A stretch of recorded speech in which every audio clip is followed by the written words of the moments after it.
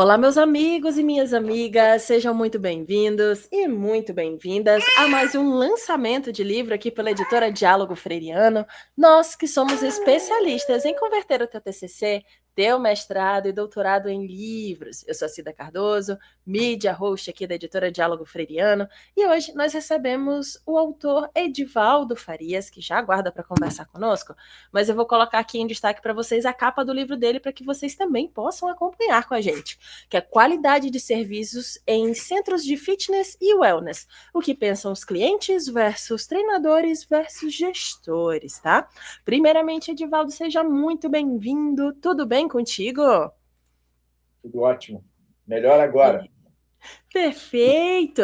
E para a gente começar, então, eu gostaria que tu se apresentasse. Falasse um pouco quem é o Edivaldo, o que ele faz da vida, para que o pessoal que nos assiste possa te conhecer melhor. Ok. Bom, se tiver que falar tudo que faz da vida, nós vamos ter que gravar num dia e terminar no outro. Mas vamos ser sintéticos. Bom, eu sou o professor Edivaldo Farias, eu sou professor universitário, sou profissional de educação física, sou professor universitário. Esse ano eu completo 40 anos de formado e 36 anos no ensino superior, tanto na graduação como em pós-graduação, lato sensu, stricto sensu. Além disso, eu presto consultoria, eu tenho uma empresa de consultoria na área de treinamento e desenvolvimento, onde meus clientes são os centros de fitness e wellness, empresas, clínicas, centros de treinamento físico, enfim, empresas que trabalham prestando serviços na área de saúde e bem-estar. Como falei, eu sou graduado em Educação Física, moro no Rio de Janeiro, tenho 67 anos e continuo na atividade profissional, continuo como professor universitário, continuo com o trabalho de consultoria, com algumas outras atividades, como avaliação de cursos de graduação pelo MEC e as atividades que surgem decorrentes de toda essa minha formação. Eu tenho uma trajetória profissional que talvez, esse livro é, mais uma vez, a evidência da minha transição. Eu costumo dizer que a minha carreira ela é um arranjo improvável da física, porque eu começo na química industrial, na química do petróleo, trabalhei na indústria do petróleo durante 18 anos, na Petrobras, e comecei estudando engenharia química, descobri que não era o meu negócio, e, num determinado momento, eu resolvi sair dessa empresa que eu estava para poder seguir a carreira aquilo que me dava prazer e que eu tinha interesse, que era trabalhar na área da saúde, da qualidade de vida e do bem-estar. E, em função disso, eu optei pelo ensino superior e por trabalhar em algumas outras atividades, desde a atividade de escola até atividades de academias, centros de fitness. Então, tem uma trajetória aí bastante diversificada, A vida me deu essa oportunidade. Eu sou casado, tenho duas filhas, Ana Carolina e Isabela, hoje são duas profissionais adultas. A mais nova completa agora, essa semana, 32 anos, a mais velha, 33. A mais nova é arquiteta, a mais velha é médica veterinária. E a minha esposa é professora de educação física também, atualmente aposentada. Como disse, sou do Rio de Janeiro, com tudo que todo mundo escuta sobre o Rio de Janeiro, é exatamente assim, é Rio 40 graus na temperatura, no clima e na ambiência. E, assim, eu quero destacar um prazer muito grande de ter colocado o trabalho da minha tese, para ser convertido em livro, porque eu acho que é obrigação de quem produz conhecimento, e esse é o trabalho, Você não pode terminar um curso, sobretudo um curso de doutoramento, você não pode, quando você produz um conhecimento, produz algo diferente, você não tem o direito de deixar isso nas estantes. Eu acho que isso nós temos a obrigação de socializar o conhecimento, a informação.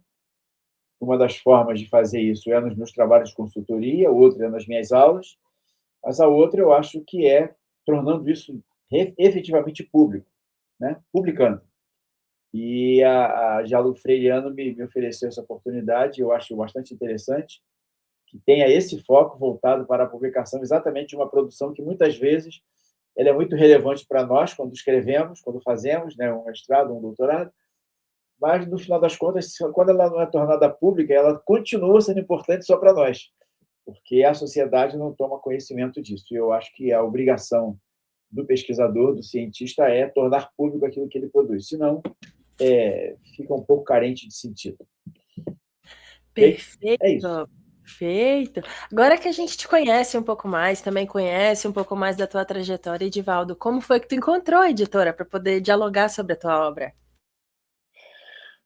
Menina, olha, eu tive uma indicação de um colega que não fez uma publicação com vocês, mas ele tomou contato, ele acabou desistindo, acabou fazendo uma outra escolha, enfim, e ele falou de vocês. Mas, assim, falou de vocês comigo num bate-papo, numa sala de professores na universidade, e eu fiquei com essa informação na cabeça, até porque o nome era um nome bem fácil de memorizar, né? Diálogo Freiriano.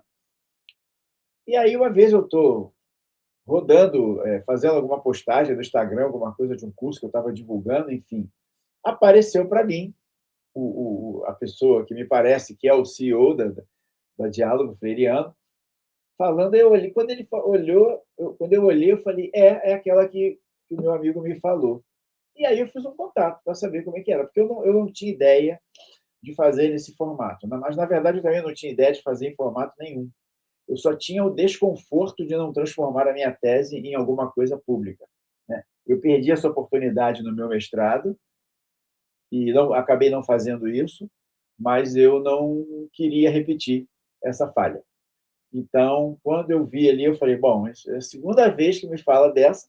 Depois disso, quando você começa a procurar o Instagram, né, os algoritmos percebem isso, apareceram algumas outras, mas eu falei, não, eu vou seguir essa, porque essa tem 2-1, tem duas indicações, eu vou seguir. E aí fiz o contato com vocês, o fato da empresa ser no Sul me atraiu bastante, por conta do trabalho que eu conheço, eu tenho alguns amigos que são professores, né? Eu sou apaixonado pelo Sul do Brasil, inclusive pela seriedade, aí eu não tenho nenhuma necessidade, nem vocês, de estar falando isso, fazendo média. Eu gosto muito da seriedade com que as editoras, as empresas, as universidades e as pessoas do sul do Brasil. E, curiosamente, quando eu fiz o contato, eu estava há 5 dias de ir para o sul.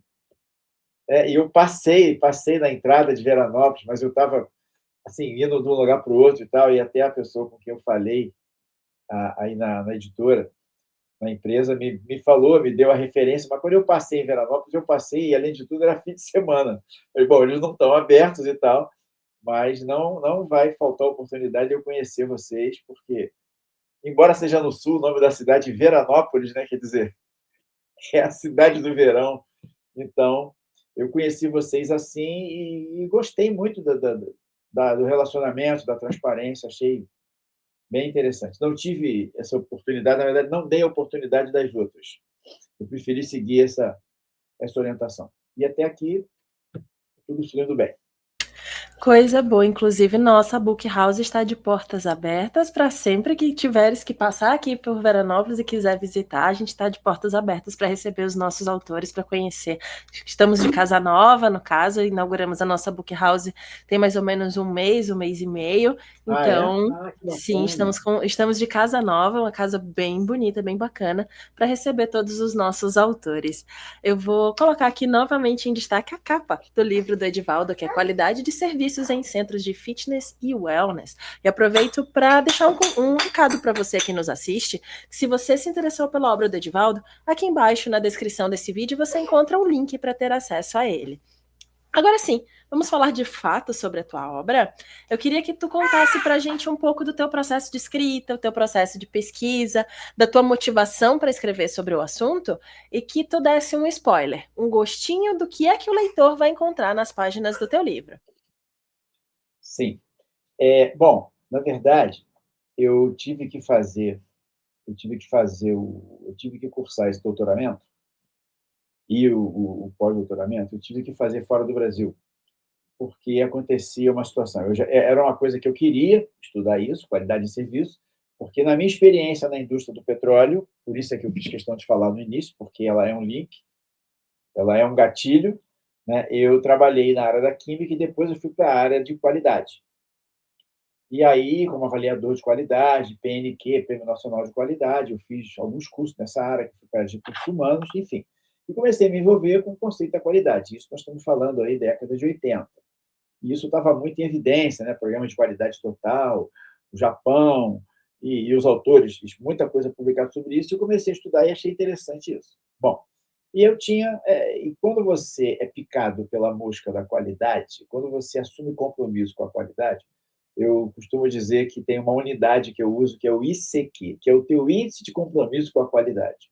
É aquela coisa que é aquela forma como você faz o que você tem para fazer, mesmo que não tenha ninguém olhando. Você vai fazer o seu melhor, porque o teu compromisso com a qualidade é alto. Bom, e aí eu estava numa indústria de grande porte, na maior empresa desse país, a indústria, né, a indústria do petróleo, enfim.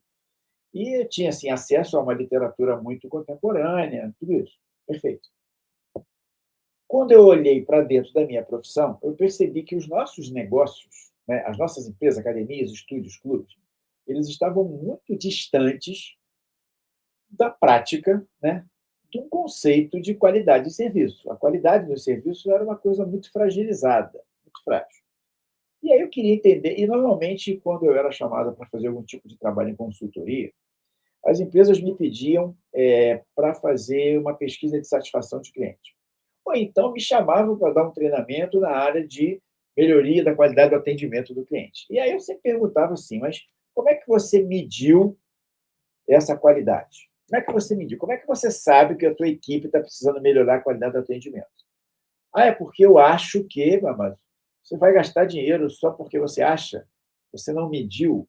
Quais são os indicadores que você usa para aferir a qualidade do seu serviço? Ah, eu não meço, não. Dificilmente encontrava uma empresa que fazia esse tipo de levantamento. Hoje você tem uma unidade que se chama o NPS, né, que é o Net Promoter Score, que é um indicador de qualidade e de satisfação do cliente. Mas na época não tinha isso. Então, normalmente eu percebia, Cida, que tudo que se relacionava com a qualidade do que eu tenho para entregar para a sociedade era o resultado de um achismo dos meus colegas gestores. Era sempre o ponto de vista deles. E aí eu sempre fiquei com aquela dúvida. Por enquanto era um desconforto só pessoal. Será que para o cliente isso que o gestor considera relevante é realmente relevante? Porque quando eu falo relevante é o seguinte: aquele conjunto de atributos que qualquer serviço tem, isso serve para um restaurante, para a academia que você treina, para o clube que você frequenta, para a creche que você vai colocar a sua filhota, você avalia em função de alguns indicadores. Então, se é perto da minha casa, se o preço é acessível, se a qualidade da equipe, se a proposta pedagógica, você tem alguns indicadores que você vai dar ok e vai atribuir peso a isso tudo. Ah, não é o mais barato, mas é perto da minha casa, então você começa a fazer um balanço entre esses indicadores, esses atributos. E eu percebi que sempre esses atributos eles eram do ponto de vista do gestor. Eu comecei a fazer alguns ensaios. Toda vez que eu ia dar um treinamento, ia prestar alguma consultoria, eu perguntava para os gestores o que eles acham que o cliente utiliza como critério para escolher a sua empresa. Esses seus clientes estão aqui, 1.000, 2.000, 3.000 clientes, 800 clientes, estão aqui porque eles escolheram o quê? Por qual razão? Registrava aquilo, anotava. Perguntava para os profissionais, os meus colegas de profissão, os treinadores, os profissionais de educação física. E eu percebi que quando eles diziam o que eles achavam que o cliente usava como critério para escolher, muitas vezes era totalmente diferente do que o gestor do negócio. E aí eu fiquei com a dúvida assim, bom, objetivamente, o que bota dinheiro na conta, o que bota dinheiro no caixa da empresa é a escolha do cliente, que resolve pagar, ele me escolhe, resolve me pagar, e ele me escolheu segundo um conjunto de critérios. E eu percebi que havia uma dissonância bastante relevante entre o que o gestor percebe, o que o cliente percebe e o que o profissional percebe. Por que esses três atores? Tem uma teoria por trás disso, que até no livro aparece, que isso, eu tive que estudar isso, que é a chamada teoria dos stakeholders, que fala, resumidamente, assim, todos os atores envolvidos no processo, eles têm peso na decisão, né? Na decisão de compra, enfim. Eu comecei a perceber que havia uma dissonância em vários aspectos. Coisas do tipo, para o gestor, é muito importante para o cliente que eu tenha equipamentos altamente sofisticados, equipamentos top de linha, e aí gasta alguns milhares e às vezes milhões de reais para isso. Quando eu perguntava para o cliente dizia assim: eu gostaria que tivesse uma música ambiente mais adequada e que o layout da academia fosse mais light. Quando eu perguntava ao professor, ele dizia assim: eu acho que o cliente escolhe aqui por causa do resultado que ele obtém. Enfim, eu percebi que estava se falando de 3 lentes diferentes para olhar uma mesma situação. E, objetivamente, o que faz o cliente comprar são os critérios dele. E aí eu entendi o seguinte: bom, se eu tiver condição de cruzar essas percepções, eu consigo extrair dali uma ferramenta que vai servir para avaliar a qualidade do serviço e que vai levar em conta o ponto de vista dos 3, em função da relevância que isso tem para eles. Bom, e aí eu fui em busca, eu estava querendo fazer um doutorado, fui em busca de um doutorado na área da educação física. Não havia doutorado no Brasil, como não há ainda hoje, um doutorado que discutisse essa área, porque a minha área de atuação dentro da atividade física é a área da gestão. Eu trabalho com atividades físicas para pessoas com deficiências e trabalho na área da gestão. São os meus 2 focos de pesquisa e de estudo. E aí eu descobri que no Brasil inteiro eu não tinha um doutoramento que abordasse a questão ligada à gestão. Falei, bom, então eu vou ter que ir nos doutoramentos na área da administração. Quando eu cheguei na área da administração, eu encontrei alguns muito relevantes, um corpo docente muito robusto e tal, mas eles não entendiam nada do meu negócio, que é o negócio em serviços em fitness e wellness. Eu falei, bom, então não adianta. Eu tenho de um lado quem entende muito de negócio, mas não entende do negócio. Do outro lado, eu tenho muito quem entende do negócio, mas não entende de negócio. Então não tinha ninguém que tivesse o dedo inteiro, de negócio e do negócio. Falei, então não tem outro jeito, eu vou ter que cruzar o oceano. Comecei a fazer um levantamento e encontrei na universidade, lá na UTAD, em Portugal, na cidade de Vila Real, um doutorado na área de ciência do esporte, ciência do desporto, mas ciência desporto na Europa tem um conceito de não está ligado ao nosso conceito de esporte. Então tudo que se relacionado ao desporto era objeto de estudo lá, dentro da linha de pesquisa. Uma delas, desporto voltada para a área da atividade física, da academia, do fitness e tal. E lá eu encontrei uma pessoa que tinha um orientador que tinha um olhar muito semelhante ao meu. E aí eu falei, não tem outro jeito, vou participar do processo seletivo. Na verdade, encontrei 2 orientadores lá. Um tinha escrito a sua tese de doutorado na área de qualidade de serviço em centros de tênis na Europa, em Portugal. E aí eu fui lá, participei do processo seletivo, né? Marquei a entrevista, fui para Portugal, fui lá participar da entrevista, apresentei minha intenção e, assim, foi amor à primeira vista. Quando eu conversei lá com o meu orientador, né, com o meu orientador principal, que é o que fez o prefácio, me deu o prazer de prefaciar meu livro, o doutor Vilaça. E aí foi amor à primeira vista, porque ele falou, ora, pô, é exatamente sobre isso que eu gostaria de pesquisar. Eu falei, então pronto, então agora você já tem o que pesquisar, é só me orientar. E aí seguimos assim. E aí eu fiz um estudo, né? Foram 4 anos indo e voltando a Portugal, 2 vezes por ano, porque eu continuei dando aula na universidade aqui, então eu tinha, como os períodos de aula são diferentes, eu tinha o mês de janeiro, fevereiro e junho, julho lá, estudando, lá, cursando as disciplinas, e, enfim. Mas a minha pesquisa era feita no Brasil, então eu fui atrás de centros de fitness e wellness, né, academias, estúdios, no Brasil, para ouvir gestores, ouvir clientes e ouvir os profissionais, os treinadores, né, os profissionais de educação física, para ouvir deles quais eram os aspectos que ele consideravam relevantes na escolha. E aí foi o trabalho, né? E aí saiu a tese. E aí, obviamente, para ir em busca da relevância de tudo isso, eu tive que fazer um tratamento estatístico muito robusto, uma estatística que eu não conhecia, que eu tive que aprender, tive que estudar. O meu orientador foi perfeito nisso, e junto com ele, ele me colocou diante de uma autoridade absurda na estatística, que foi a professora Maria Manuel, também lá da universidade.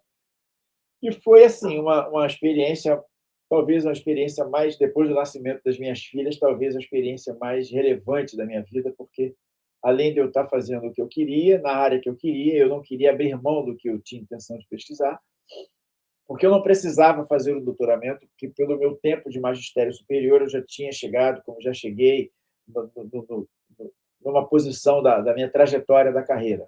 Mas eu queria fazer isso, eu queria fazer esse estudo. E, além de ter feito exatamente do jeito que eu queria, eu fui fazer num país que eu não conhecia, né? A minha família, a família de minha mulher é a família de portugueses, mas eu não tinha nenhum contato, não conhecia o país. me encantei, me apaixonei, fiquei com vontade de morar lá e talvez se não tivéssemos tido a pandemia, no final eu tivesse lá, mas a vida organizou as coisas de um jeito bacana. E eu tive a oportunidade de conhecer um pouco sobre essa questão toda, Cida, da qualidade, a importância da qualidade do serviço, o quanto é relevante para o empresário, porque a minha tese ela não tem o objetivo de ser só acadêmica, porque eu sou uma pessoa acadêmica, mas eu também sou uma pessoa que está no mercado. Então, eu gostaria muito que a minha tese se convertesse em alguma coisa que fosse útil para o meu colega, para a minha colega, que são empresários, que são treinadores, que são empresários, para que eles pudessem agregar uma ferramenta de fato consistente para poder aferir e melhorar. Porque se eu não tenho uma boa aferição, eu não tenho como tomar decisões adequadas para poder fazer a melhoria da qualidade do serviço. Então, essa foi a ideia. Na minha defesa, eu recebi o convite, né, de um dos membros do júri, que é a banca que eles chamam júri, de desdobrar o meu estudo num pós-doutoramento, lá mesmo, numa outra universidade, na Universidade da Beira do Interior, na cidade de Covilhã, o lugar mais frio que eu conheci na minha vida, que é na Serra da Estrela.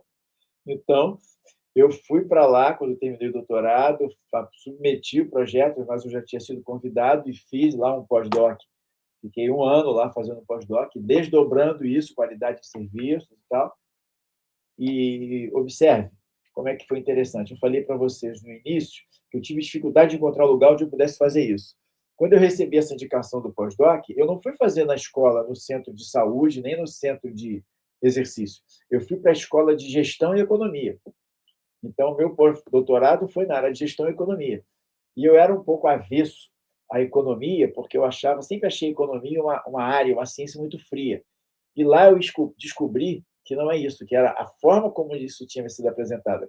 Porque eu vi a economia discutindo as questões sociais da mesma forma que discute os índices, as bolsas, os mercados. Então, foi muito interessante, porque eu tomei assim um banho, tomei umas 2 garrafas de vinho só de economia e gestão.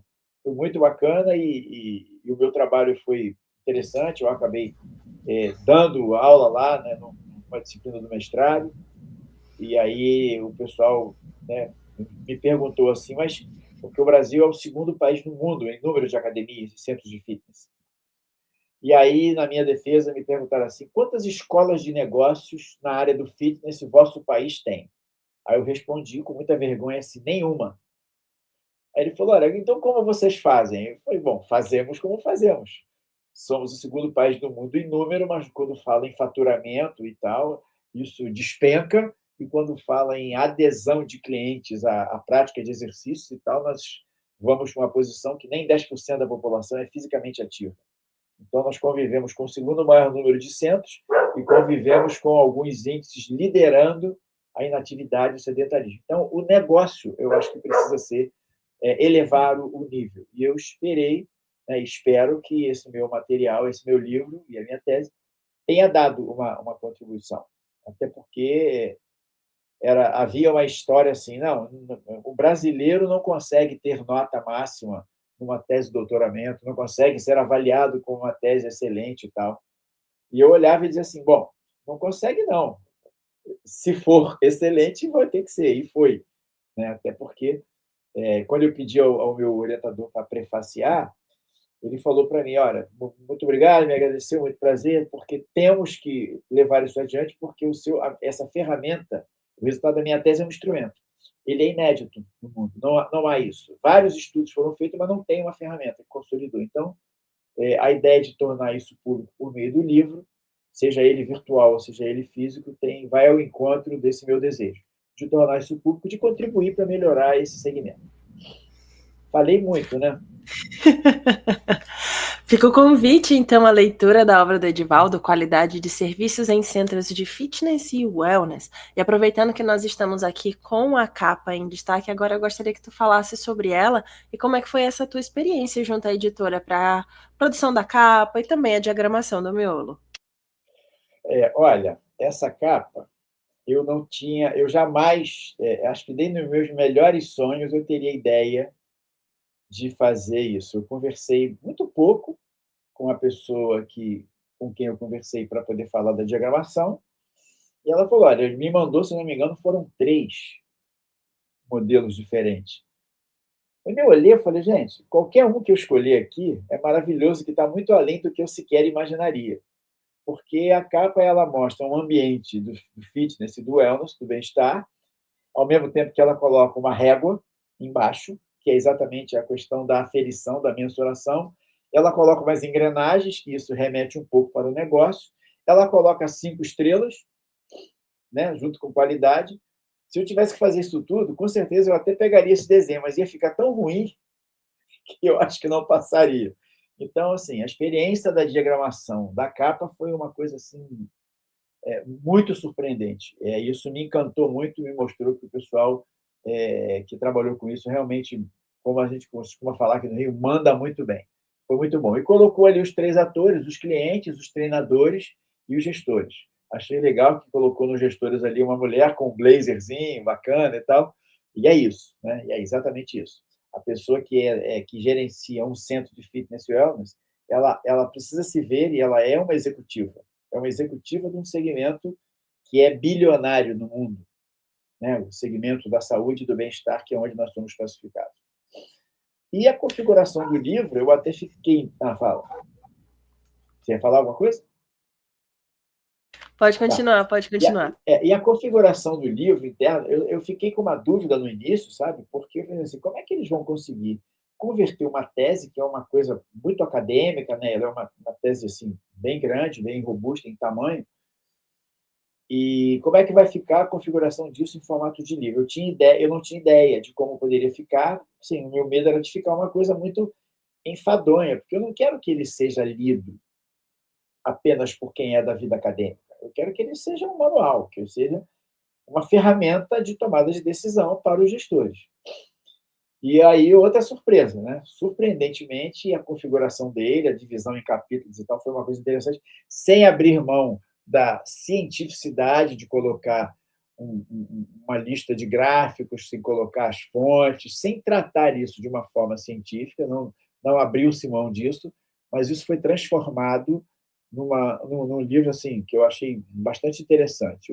Obviamente, eu sou suspeito, mas eu também sou muito crítico, então eu sempre procuro olhar assim, como é que um leitor comum poderia pegar isso? Será que um dono, um gestor de uma academia, de uma rede de academias, de estúdios, será que para ele seria uma leitura interessante? Né? Não é um livro que a pessoa pega, senta, lê de uma vez e vai embora. Não, não é Paulo Coelho, né? Não é isso. É um manual de consulta onde daí pode se extrair treinamentos de equipes, pode se extrair ferramentas para tomada de decisão, pode se extrair até o próprio instrumento. Então, e o olhar, né, de mostrar assim para o leitor que ele precisa olhar sob diferentes pontos de vista. Até a própria expressão pontos de vista fala isso, né? Dependendo do ponto onde você olha, você enxerga de um jeito. Eu falei lá atrás das 3 lentes. Então, se ele olha do ponto de vista só do cliente, ele pode fazer clientes felizes e negócios inviáveis. Se ele olha do ponto de vista só do gestor, ele pode fazer um negócio altamente conceituado e bem desenhado, mas que também não prospera porque o cliente não está satisfeito. E se ele olhar do ponto de vista só do profissional, ele monta um grande espaço técnico de prescrição e de tratamento, de abordagem das pessoas, mas que pode ou não ser viável economicamente ou pode não ser aquilo que o cliente esperava encontrar. Entendeu? Então, eu acho que esses 3 olhares eles são necessários e interdependentes. Por isso é que eu coloquei o versus. Clientes versus treinadores e versus gestores. Esse versus aí não é como adversários. É o produto disso tudo, porque aí não é versus, né? É o vezes. Clientes vezes treinadores vezes gestores, você vai ter um produto multidimensional e que vai dar para você uma visão efetiva do que você precisa empreender no seu negócio para que ele tenha qualidade na entrega dos serviços. Não sei se eu Perfeito, respondi. reforço. Sim, sim. Reforço, então, o convite à leitura da obra do Edivaldo, Qualidade de Serviços em Centros de Fitness e Wellness.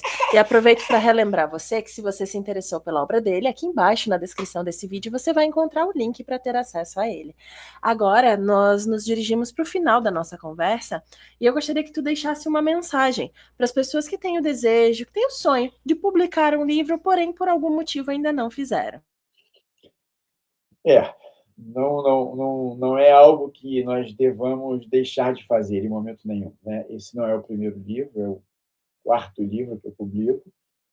O primeiro livro da minha vida publicado foi um livro que fala sobre o planejamento e a gestão da carreira profissional, onde eu falo também de ferramentas. Eu sempre me preocupei muito, Cida, em todas as coisas que eu sempre produzi, eu sempre me preocupei muito de ter uma ferramenta, de dar uma ferramenta. Não adianta eu falar sobre a filosofia da coisa e a pessoa diz assim, nossa, eu estou convencido disso, como é que eu faço? Então, eu sempre me preocupei muito, desde o primeiro livro sobre planejamento e gestão da carreira, depois na área de gestão em negócios, enfim, sempre de dar, assim, ferramentas. Então, eu acho que, se você tem uma produção, seja ela uma dissertação de mestrado, uma tese de doutorado, ou até um livro que você tem ele rascunhado, tem ele estruturado na cabeça, se você não torna isso público, você não faz com que aquilo que você produziu de conhecimento seja relevante para os outros, porque eu entendo que quando nós escrevemos um livro, nós não escrevemos para nós. Se fosse escrever para mim mesmo, eu não precisava escrever o livro, porque já está na minha cabeça. Eu escrevo para o leitor, eu escrevo para quem vai ler. E se eu penso que aquilo que eu tenho de conhecimento, de experiência, ou de conhecimento mais experiência, precisa ser compartilhado, a publicação em formato de livro, seja ele físico ou digital, e eu acho que o físico e o digital eles não se contrapõem, eles se somam. Eu gosto muito de dizer que as tecnologias, todas elas não vêm para ser ao invés de, elas vêm também. Então, eu gosto muito de manter a lucidez no sentido de que há coisas, eu não tinha como, seria inviável, por exemplo, eu ir ao Sul para poder fazer uma gravação de 30 a 40 minutos lá com a Cida. Então, nós temos que usar a tecnologia, ela está lá, eu estou aqui, estamos em tempo real, ocupando o mesmo espaço em distância, com uma distância enorme, né? Em ambientes diferentes. Isso não quer dizer que se eu quisesse, se a Cida uma pessoa que é uma amiga minha, uma pessoa querida, eu, ao invés de ter a condição de dar um abraço nela, eu não vou mandar um emojizinho. Então, eu acho que a gente tem que ser capaz de balancear o uso da tecnologia. E o fato de hoje você poder colocar o livro, tanto físico como digital, eu acho que você aumenta o alcance e amplia a quantidade, né, a possibilidade de pessoas que vão ter acesso ao que você produziu. E aí eu achei interessante, Cida, porque eu nunca fiz a venda de um livro meu, né, pela Amazon, não fiz. Todos os meus livros foram livros físicos. E os que foram virtuais foram no ambiente da universidade, é só para o aluno da universidade. E eu falei, bom, eu não faço a menor ideia como é que é, eu não tenho, assim, não sou uma pessoa que não tem experiência na área da tecnologia, não tem isso. Eu lido muito bem e sou apaixonado por tecnologia. Mas isso eu nunca fiz. E aí eu falei, bom, vou fazer isso tudo, vou fazer esse investimento, mas como é que eu vou fazer? E aí me tranquilizei quando eu perguntei isso para uma das suas colegas, e disse, não, vai ter uma pessoa que vai lhe ajudar, como é que vai fazer? Eu falei, ufa, porque eu sou cliente da Amazon, eu sou comprador, eu sou assinante, mas eu não faço ideia como é que é. Então, eu gostaria de ter assessoria, e estou tendo essa assessoria até agora, sim. Depois dessa reunião, eu vou começar a conversar para saber como fazer. E eu, sob esse ponto de vista, particularmente, eu achei, assim, até hoje, eu estou achando bastante interessante o suporte que vocês estão dando. Tá? Achei muito bacana, até porque vocês vão lidar com pessoas de diferentes níveis de afinidade com esse ambiente aqui. Então, eu acho que uma pessoa, qualquer um de nós profissionais, que chegamos aonde chegamos, né, chegamos a um nível superior na nossa formação, então a gente tem uma obrigação social de transformar isso em algo público, tornar público, publicizar, e publicizar é publicar. Então eu acho que inclusive eu já conversei com um colega meu que foi fazer doutorado comigo, falei com ele essa semana, mostrei para ele a capa do livro, falei, olha, vou mostrar para você em primeira mão, está aqui. E ele fez um trabalho altamente relevante. Falei, cara, publica isso. Ah, não, eu tenho pensado. Então não pensa não, então faz. Aí mandei para ele lá o link, falei, olha, conversa com essas pessoas aqui, tem outras também, mas conversa com essa. Até agora eu não tive nenhum problema, porque é uma pena se nós não tornamos público aquilo que nós produzimos. Entendeu? É isso. Fica então um recado do Edivaldo para você que ainda não fez a tua publicação. Não deixa o teu conhecimento parado, coloca ele sim para circular, porque publicar é como a gente sempre fala aqui na nossa editora, publicar abre sim muitas portas. Edivaldo, muito obrigada pela tua disponibilidade em conversar conosco e fazer esse lançamento digital do teu livro. Muito obrigada. Tá bom, você. Fica com Deus, uma ótima semana para você. Um beijo na bebezinha que estava aí do lado da gente, né? Dando alegria ao ambiente. Um beijinho nela e melhoras para você também. E vamos em frente. Obrigada. Muito obrigado por tudo. Um Obrigada. abraço grande. Uma ótima semana para todos vocês. Obrigada. E a você que nos assistiu até aqui, também deixe o nosso muito obrigada e faça um convite para que você venha nos conhecer melhor através das nossas redes sociais. Nosso Instagram, Facebook, LinkedIn e também aqui o nosso canal no YouTube, onde temos diversas entrevistas com os mais variados autores e assuntos. De repente, um desses assuntos é o assunto do teu interesse, que pode colaborar com a tua pesquisa e, por que não, com a tua vida também. Não esqueça, conte conosco. Até a próxima. Tchau, tchau.